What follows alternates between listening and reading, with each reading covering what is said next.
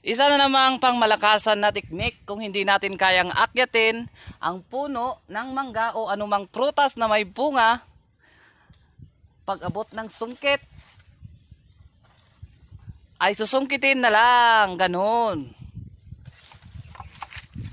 Ito pala ay isang kawayan na yung ano na siya, yung tuyo na.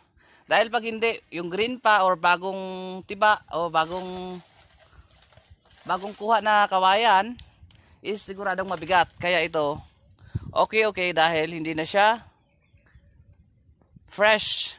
Tuyo na siya. Kaya medyo magaan na. Ang gagawin lang natin dahil wala naman itong kawit doon sa taas, papaluin natin yung bunga para mahulog. Para meron na naman tayong kakainin. Ganito lang yan guys. Wala.